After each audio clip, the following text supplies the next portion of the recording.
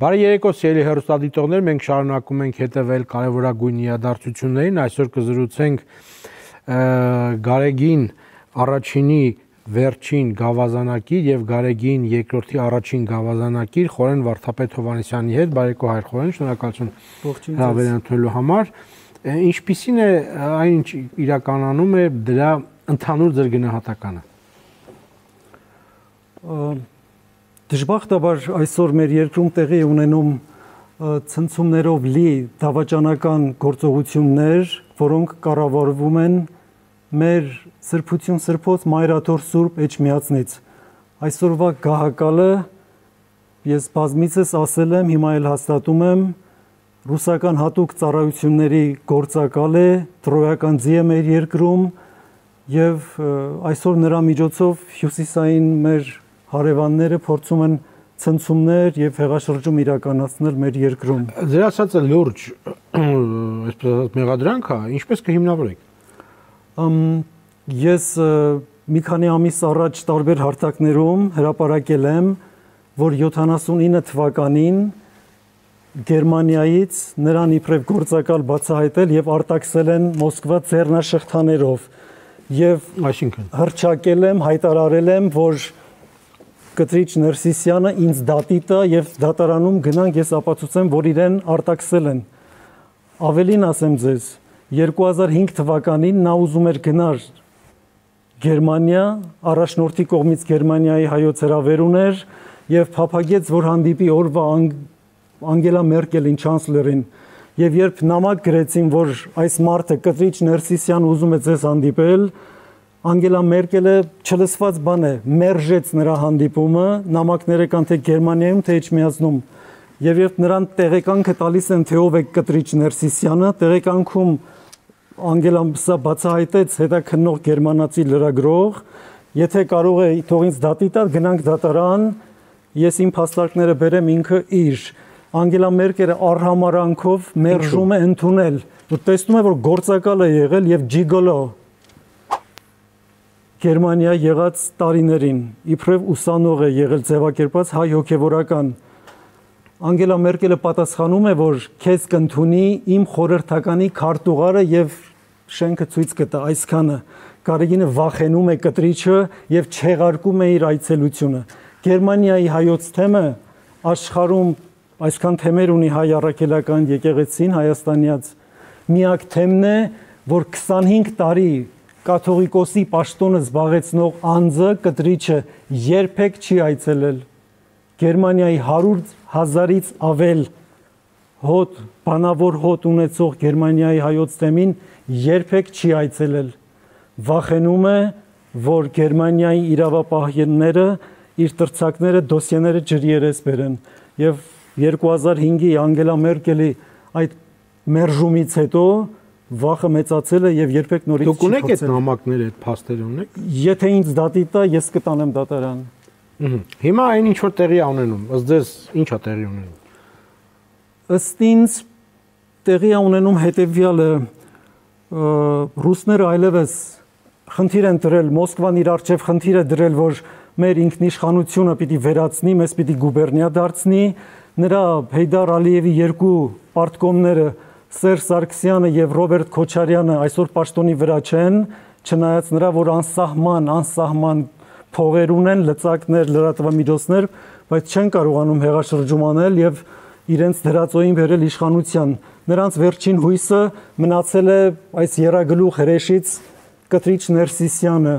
Քոչարյան, Սարգսյան եւ Կտրիչ Ներսիսյան։ Ես սրանց անվանում եմ երագլուխ հրեշ, ովքեր նստած են մեր երկրի վրա եւ չեն թողում, որպեսի մեր երկիրը զարգանա։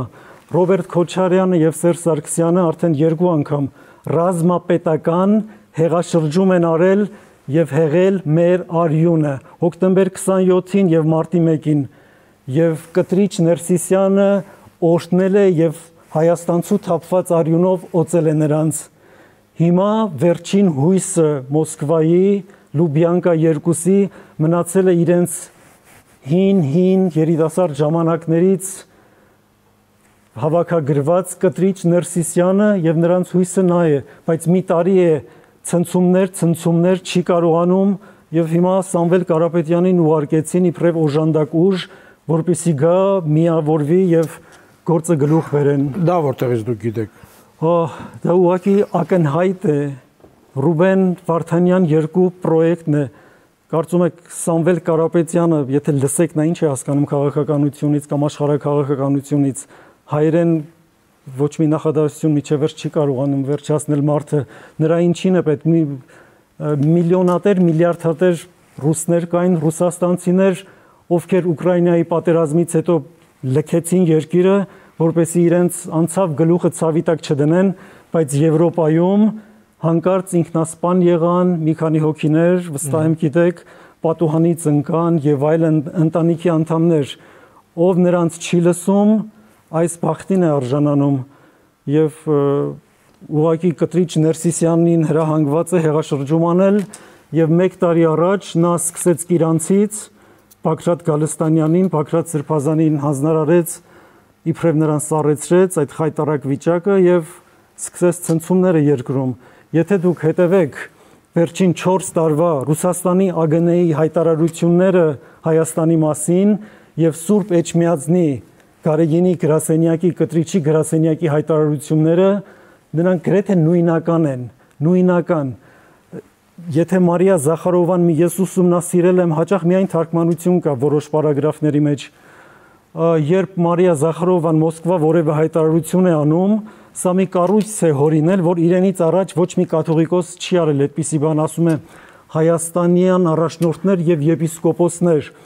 Եղբայրը Մոսկվայի զանգում ասում է, որ սա պիտի հրապարակես եւ այլն ընդդեմ Փաշինյանի, ընդդեմ Երևանի քաղաքականության եւ սա Գերագույն հոգեվոր խորհուրդ չի կարող ամեն պահ հրավիրել։ Գերագույն հոգեվոր խորհրդի անդամների մի մասը արտասահմանում են Ամերիկա, Եվրոպա, Ասիա եւ այդ նոր կառույցն է ստեղծել ձևական եւ այս տեղացիներին հավաքում է եւ պատրաստի նյութը ունի արդեն բարև եւ այլն ինչպես է բլա բլա բլա եւ պատրաստի նյութը բերում է եւ այս ժողովի անունով թաքնվում այս տեղական հայաստանյան առաջնորդների եւ եպիսկոպոսների թիկունքում եւ հրապարակում այս տեքստը ինչ որ Մոսկվայից ուղարկում են իրեն նրա եղբայրը ուղղակի պատանդառու է, պատանդի կարգավիճակ ունի Մոսկվայում նրանք միլիոնավոր դոլարներ են աշխատում երկու եղբայրով եւ Մոսկվայում հնարավոր չէ լինել միլիոնատեր դոլարային ինչպես են աշխատում այդ ամբողջ հսկա առաջնորդարանի կառույցը իրենց խանութներով, ծառայություններով, վարձակալության տալով եւ տաճարի եկեղեցու ներսում նրանք գանձանակի վրա տեսախցիկներ են դրել եւ քահանաները իրավունք չունեն 1 ռուբլի 1 սենտ վերցնել ծեսից։ Ներսի ամբողջ ծեսերը գնում է անձամբ Եզրասին եւ Կտրիչին։ Եվ այդ հսկա 1 միլիոնից ավել մարդ կա Մոսկվայում եւ այդ մեկ եկեղեցին եւ ամբողջ գնում է երկու եղբայրների գրպանը։ Սրանք ուղղակի Աստծո հետ, մեր հայրերի Աստծո հետ, մեր եկեղեցու հետ որևէ աղերս չունեն։ Նրանք կապ ունեն Սամվել Կարապետյանի հետ։ Նրանց կապը Սամվել Կարապետյանի հետ բավական վաղուց է։ Սամվել Կարապետյանին հիմա նրանք ներկայացնում են իբրև մեծ բարերար եւ այլն ճորոմ բարեր հայացքի մեծ բարերար օգտագործում նրա հասցեին, բայց Սամվել Կարապետյանի նվիրատվությունը Մայրաթորին սա անսուրբ մի գործարք է եղել ուղղակի։ Ինչու։ Հիմա ասեմ ինչու, ես միջից գիտեմ ինչ է եղել վեհարանը վերանորոգելուց առաջ, շատ կարճ ժամանակ առաջ Սամվել Կարապետյանը Մոսկվայում լրջագույն իր կյանքի լրջագույն խնդիրներն է ունենում։ Հիմա նա Հայաստանի բանտում է, նա շատ լավ վիճակում է, համեմատած այդ օրերի հետ նրա վիճակը ահավոր էր։ Նա կանգնած էր սննկացման առաջ եւ բանտարկության առաջ Ռուսաստանում։ Նա իր բոլոր կապերը եւ դրամները օգտագործելով խաղի մեջ դնելով չի կարողանում ազատագրվել, փրկվել այդ իրավապահների, ռուս իրավապահների հետապնդումից, իբրև վերջին տարբերակ գալիս է Էջմիածին, Կտրիչին համոզում է $5 միլիոն տալով եւ 6 Toyota մեքենա նոր Քոչարյանի սերվիզից նրան նվիրելով, նրան տանում է Մոսկվա, որպեսզի վերջինս ընկնի ռուսաց պատրիարքի Կիրիլի ոտքերը, Գունդիաևի ոտքերը եւ խնդրի աղաչի, որ նաեւ մեծ գումարի դիմաց միջնորդի, որպեսզի իրավապահները դադարեցնեն հետապնդումը։ Այդպես էլ լինում է, Գարեգինը գնում է, նվաստացնում է Գրիգոր Լուսավորչի աթոռը, նա երբեք մեր գերիների համար, ովքեր հիմա Բաքվում են, երբեք չի դիմել, ուզում եմ սա շեշտել, ռուսաց պատրիարքին եւ որևէ մեկին, որովհետեւ մեջը փող չկա, բայց Սամվել Կարապետյանին ազատելու համար գնում եւ ընկնում է Կիրիլի ոտքերը եւ Կիրիլը մեկ զանգով գործը մաքրում է Սամվել Կարապետյանի եւ այդ նույն ժամանակաշրջանում բաց տեղեկատվություն է կա համացանցում պատրիարքը, ռուս պատրիարքը պարգևատրում է Սամվել Կարապետյանին, նաեւ Կտրիչ Ներսիսյանն է պարգևատրում եւ վերադառնալով այդ 5 միլիոնով Գարեգինը չի բավարարվում, եւս 30 միլիոն է պոկում այդ նեղության մեջ գտնվող հայկական ցակումով ռուս օլիգարխից։ Հիմա շատերը կասեն, որ ձեզ հեռացրել են, դրա համար էլ դուք չարացած եք եւ այդպիսի բաներ եք ասում։ Թող որևէ մեկ ինձ դատի տա, ճանապարհը կա, չէ։ Կարող ենք դատարանում։ Իսկ ձեր հարաբերությունները ինչպես եք դուք նախկին գավազանակիր դարձել։ Ինչպես եմ դարձել նախկին գավազանակիր։ Ուրեմն այս մարդը, այս հրեշը Կտրիչ Ներսիսյանը լուսահոգի վեհափառ Գարեգին առաջինի շրջանակից երկու մեծահարուստ մարդիկ կային, որոնց հետ ես շփվել աշխատել էի, նրանցից փորձել էր իմ անունը տալով փող պոկել։ Նա այսպիսի բան ունի, ասենք եթե մի հոգևորական մի մեծահարուստի հետ շփվել աշխատել կամ մտերիմ է, փորձում է նրա անունը շահարկելով մի բան պոկել։ Փորձել էր իմ անունով մի բան պոկել, մարդիկ անտարբեր էին եղել, ոչինչ չէր ստացվել։ Հետո ինձ մի օր կանչեց, ասեց քո հաշիվներում ավելի շատ գումար է մտել, քան թե դու աշխատավարձ ես ստացել։ Ապշեցի, ասի, նման բան չկա, ինչ եք ասում։ Ասեց, բայց միջա գիտեի, որ հաշվապան քրքրում է ու ոչինչ չէր հայտնաբերել։ Ասեց, ինչքան որ ավել գումար ես ունեցել, աշխատավարձից ավել, բեր ինձ վերադարձրու, եթե ոչ, ես եպիսկոպոսական հանձնախումբ եմ ստեղծելու, որպեսզի քննեն եւ խիստ պատիժ կլինի։ Ես ասեցի, ոչ, ինքը ինձ բանավոր ասեց, բայց ես կոպիան ունեմ, պատճենն ունեմ բարեբախտաբար, գրավոր գրել եւ նետել տվել եմ իրեն, որտեղ որ գրպանումս ոչ հաշվում ինչ ունեմ, ոչ մի ավել գարուս չեմ եղել երբեք, եւ ինքը ոչ մի հանձնախումբ չստեղծեց, ոչ մեկ չեկավ, չքննեց իմ հաշիվները, բայց աբսուրդ է, չէ՞, պատկերացնում եք, դուք մի օր արթնանաք, որոշեք ձեր ղեկավարին պիտի գրեք, որտեղ ինչքան գումար ունեք, որ հաշվում, որ գրպանում։ Այսինքն ինձ դիմել է, չէ՞ որ ես տվել եմ դա, պատճենը ունեմ։ Ուղղակի կաշառք էր ուզում, փող էր ուզում ինձանից։ Սա երկու սրբություն են ու փող եւ իր ուսարդիրները, Լուբյանկա, սա։ Եվ ինչ եղավ։ Եվ դրանից հետո ինձ ակսորեց Մյանմար։ Այնտեղ 450,000 դոլար կար եկեղեցու հաշվի վրա, մի եկեղեցի կա, հայություն չկա, ինքը հափշտակեց հետո, ոչ մեկ չգիտի դրա ճակատագրի մասին։ Ինձ ուղարկել էր ուղղակի այնտեղ մահանալու, ոչ միտեղ չկար, մարդ չկար օժանդակող, որ ապրեմ եւ այլն։ Ես իրան հեռաձայնեցի այնտեղից, ասացի ոչ մի պայման չկա, որ ապրեմ, ուր պիտի ապրեմ, ասեց հոգս չէ, մի պատի տակ մի փալասկից վրան գցիր։ Վերջապես, քանի որ անհնար էր ապրել, ես վերադարձա, ասեցի ինչ պիտի անեմ, վեհապար անհնար է, ապրելու տեղ չկա։ Ինձ ասեց անմիջապես դուրս վռնդեց մայրավանքից, իմանալով որ քրոնիկ հիվանդություն ունեմ, դեղերի կարիք ունեմ, դեղեր եմ գնում, ինձ զրկեց տնից, տունը ձեռիցս առավ վանքի սենյակս, բնակարանս սեղանատնից ճաշանից օգտվելուց եւ աշխատավարձս կտրեց 6 ամիս։ Այսպիսի հալածանքների եմ ենթարկվել, հետո 6 ամիս հետո իմ նախաձեռնությամբ հանդիպեցի, ասեց պիտի գնաս Մարնեուլի ադրբեջանցիների մեջ ապրես։ Միակ տարբերակն է դա, ուրիշ տարբերակ չկա։ Գնացի Վրաստան 1.5 տարի ծառայում էի առաջնորդի հետ, քահանաների հետ որևէ խնդիր չեմ ունեցել, բայց առաջնորդը բարեգութ գտնվեց, ասեց որ ադրբեջանցիների մեջ չես կարող ապրել։ Թիֆլիս ապրում էի, գնում էի պատարագում, գալիս էի Մարնեուլի, ուր որ հայեր կային, շրջում էի գյուղերով հայկական։ Հետո մի օր նորից 1.5 տարի հետո նորից դևը գլուխ բարձրացրեց մեջը, ասեց չէ, պիտի գնաս Մարնեուլի ադրբեջանցիների մեջ պիտի ապրես, այլևս անհնար էր,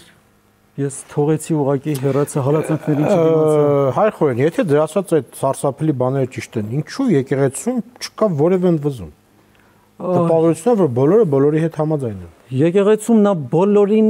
գլխատել է ուղակի, ես իրեն մի առիթով գրել եմ, որ ինքը նվիրապետությունը դարձրել է ստրկատիրություն, նա ինքը ուղակի անաստված բռնակալ է, նա եթե կարողանար սպաներ եւ անպատիժ մնար, վստահ եղեք պիտի սպաներ։ Դե լավ։ Ես ուղղակի նրան մոտիկից ճանաչող մարդ եմ ասում, հիմա գիտեմ նրա դեմ սպանության գործերով գործեր կան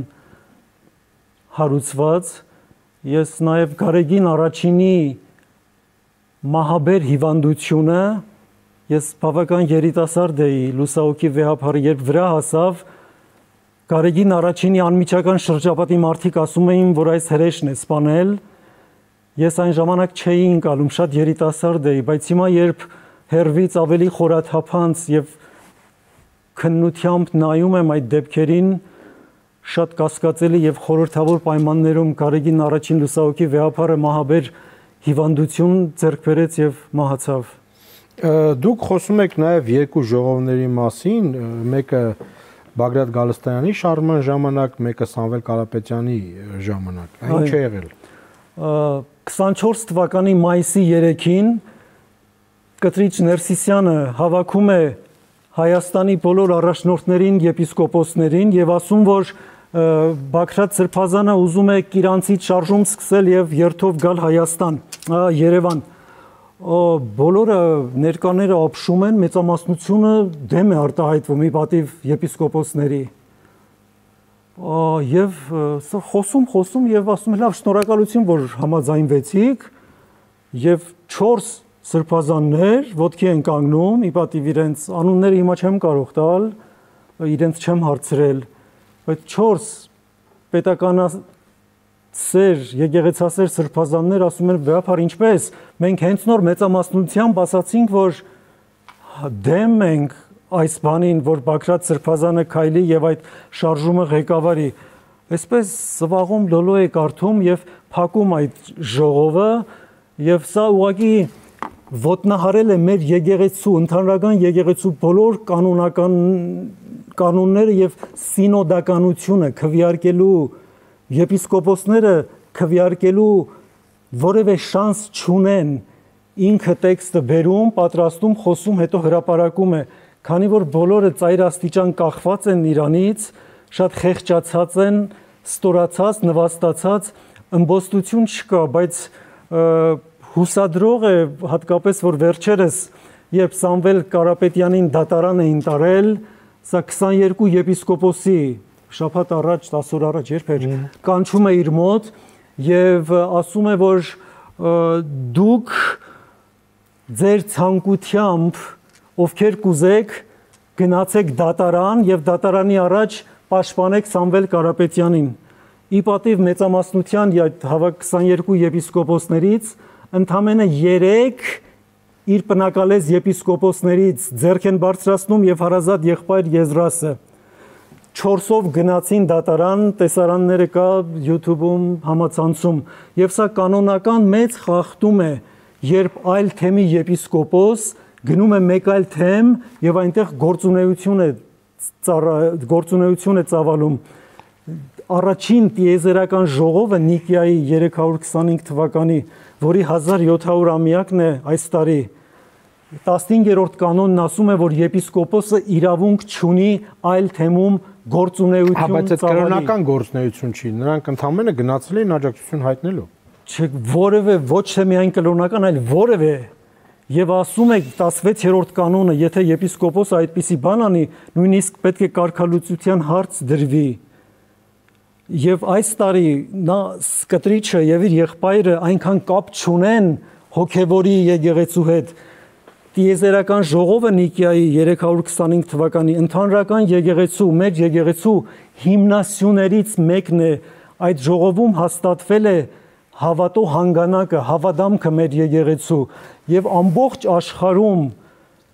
ուղղափառ կաթոլիկ աշխարհում գիտաժողովներ են եկեղեցիները, թեմերը կազմակերպում, ուխտագնացություններ, դասախոսություններ, քարոզներ։ Հիմա Էջմիածին Հայաստանի թեմերը եթե նայեք, ոչ միտեղ ոչ մի բան գրված չէ։ Այս մարդը կապ չունի եկեղեցու հետ։ Հռոմի Պապը ուխտագնացություն է գնում Նիկիա, Թուրքիա, իր այս տարվա ժամանակացույցի մեջ է, այնքան մեծ կարևորություն, նշանակություն ունի Նիկիոտ եզերական ժողովը եւ հավատո հանգանակը մեր եկեղեցում, որ ամբողջ քրիստոնյա աշխարհը այս իր եպիսկոպոսիկները, ովքեր փողոցային բառապաշարով վարչապետին նամակներ են գրում, եթե բացեք սրանց էջերը համացանցում Facebook եւ այլն, ոչ միտեղ գրված չէ Նիկիայի 1700-ամյակի մասին, սա հայտարարություն է, սա եկեղեցին վերածել է աշխարհիկ մի համակարգի, ինչպես ինքն է ասում, абսուրդ է, ամբողջ աշխարհը, ասում եմ, քրիստոնյա աշխարհը այս տարին արդեն կես է եղել, դեռ ոչ մի բան չեն արել Հայաստանի այս առաքելական Սուրբ եկեղեցում, քանի որ կապ չունեն մեր հայրերի Աստծո հետ։ Դուք հավատում եք, որ Գալստանյանը ահաբեկչական գործողություններ էր ցանկանում անել։ Չխախտելով որևէ մեկի անմեղության կանխավարկածը, պիտի ասեմ, որ քննչականի հրապարակած նյութերը հավատ էին ներշնչում, փաստորեն երրորդ հեղաշրջումը եւ առնահեղությունն էր կազմակերպում եւ սրա գլխավոր դեմքը կտրիչ Ներսիսյանն է, Աչապահյանը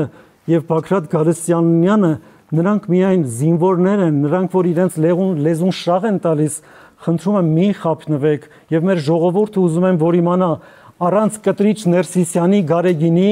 նրանք ոչ մեկ բառ կարող են ասել, ոչ մեկ քայլ կարող են անել։ Ես ձեզ հավաստիացնում եմ, ներսից ամեն բան գիտեմ, տեսել եմ, մեջն եմ։ Լավ, բայց կան ընդդիմախոսություն, մարդիկ իրար չեն սիրում, ատում են, չեն հարգում, բայց ահաբեկչությունը այդ ամեն ինչից են կոմա, չէ՞։ Պարոն Ղազարյան, ես ուզում եմ որ միշտ հիշենք, որ այս մարդը ուսադիր է գրում Ֆարաջայի տակ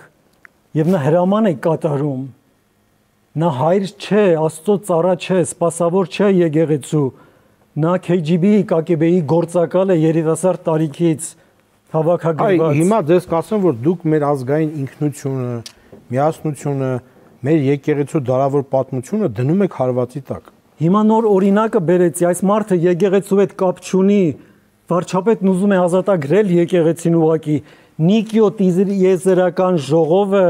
եկեղեցու հիմքն է, ոչ մի բան չի արել, տարին վերջացավ, տարին կես ենք արել եւ մյուս կեսի համար էլ իր էջում ոչ մի ձեռնարկ չկա, այս մարդը կապ չունի եկեղեցու հետ, այս մարդը աղերս չունի Սուրբ Հոգու հետ, սա տրոյական ձի է ներդրված Հայաստանում, որ ուզում է կործանել մեր ինքնիշխանությունը, հանձնել փռել ռուսների ոտքի տակ եւ դարձնել գուբերնիա։ Սա է իրականությունը, կույր պետք է լինել սա չտեսնել։ Նրանք ովքեր ասում են, որ սա հարձակում է եկեղեցու դեմ, Քոչարյանի Սերժի լրատվականներն են շրջապատը ու դաշնակները, որևէ բանական տրամաբանող մարդ ինչպես կարող է ասել, ասում եմ, չկա վկայություն, որ սա 25 տարվա կաթողիկոս է, իր քարոզը լսի մեկը եւ դարձի Հայր Խորեն, տեսեք, այն ինչ այսօր եղավ, դա